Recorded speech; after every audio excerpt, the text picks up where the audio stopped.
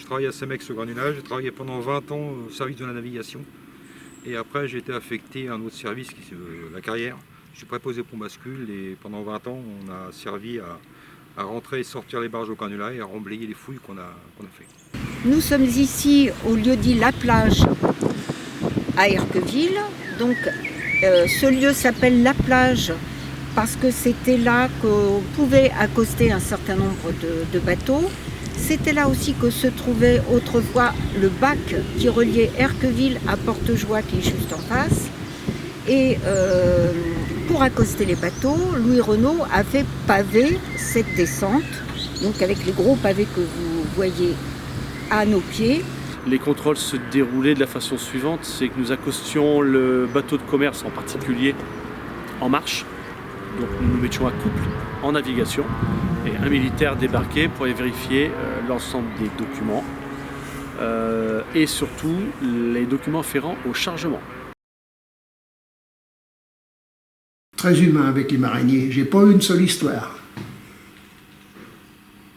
C'était des potes. Mais j'avais même des copains qui étaient, par exemple, chirurgiens dentistes. Le docteur qui me dit, si un marinier a un problème, parce qu'il y en a qui arrivaient le soir pour s'amarrer à 22h, qui venaient du Havre, de Tancarville ou autre. Il me dit, tu viens. La dame, elle était enceinte, bon, il y a pouf, allez. Et puis l'autre, il avait les joues comme ça, bon, gonflées, alors j'allais, ça marchait à tous les coups. Oui, il faisait partie d'un grand club de voile. Une fois, il y avait même 102 bateaux au départ, je me rappelle, les régates de la Laine à Elbot. Et moi, je faisais la police pour faire traverser la navigation fluviale à travers tout ce rideau sans causer d'incident. C'est comme ça qu'on se connaissait tous après. Les gars qui travaillaient dans le civil, ils disent, moi je suis ingénieur là, l'autre là, contremaître ou autre. Et ça passait. Hein. La noix de coco, on chargeait.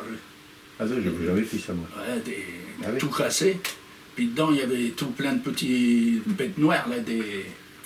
Et ben on en mangeait quand même. On grattait.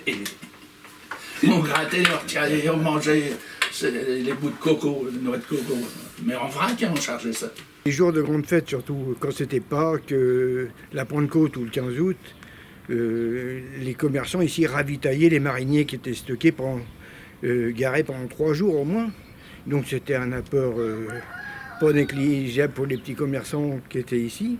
Mes parents étaient épiciers, on fournissait au moins 30 péniches, où il fallait passer de péniche en péniche pour les livraisons, et dans une ambiance extraordinaire, parce que les mariniers, souvent c'est des gens du Nord, où il y avait une chaleur très intéressante au niveau de la clientèle, quoi. Et on les retrouvait souvent le dimanche à la messe, parce qu'on sait très bien, tout ce qui est la marine, c'est toujours assez croyant. Donc le curé était gagnant aussi, quoi. Oui, alors bon, on a connu ça. Le problème qu'il y avait, c'est que là, maintenant, vous avez le bateau avec un logement au milieu du bateau. Ok. Avant, ça, il y avait, on appelait ça des écuries. Donc on embarquait les chevaux à bord, hein, et le soir, on les embarquait, le matin, on les débarquait pour tirer le bateau. Ici, comme c'était très en pente, le halage se faisait des 2 rives. Un bateau de 600 tonnes en haute eau, c'est-à-dire en hiver. En hiver, il y avait plus d'eau, donc il pouvait passer chargé. Il fallait 24 bateaux de chaque côté. Et ils montaient, il y avait un chemin de halage de chaque côté de la Seine. Ici et ici, avec des cordes de 360 mètres pour tirer. Et ils mettaient des chevaux de chaque côté. Et à chaque île, ils ramarraient le bateau. Ils transvasaient les chevaux avec des petits bacs. Ils prenaient 6 ou 8 chevaux. Et reformaient le convoi plus loin. Donc là, des îles, il y a une petite île, il y avait un petit bout. Après, il y avait encore un bac. Après, il y a encore une petite île. Après, ils allaient sur l'île du Trait plus loin. Et à chaque fois, ça faisait un arrêt d'une heure pour transvaser les chevaux et tout. Et redémarrer après. Ce musée-là a été fabriqué en 1991 et fini en 1992 pour la fin du musée. Et puis, bien sûr, on a aussi le remorqueur Le Fauvette. Il naviguait sur la Seine jusqu'en 1970-1974. Là, nous voilà devant le Fauvette, le remorqueur Le Fauvette, fabriqué en 1928. Puis, bien sûr, devenu pousseur en 1956.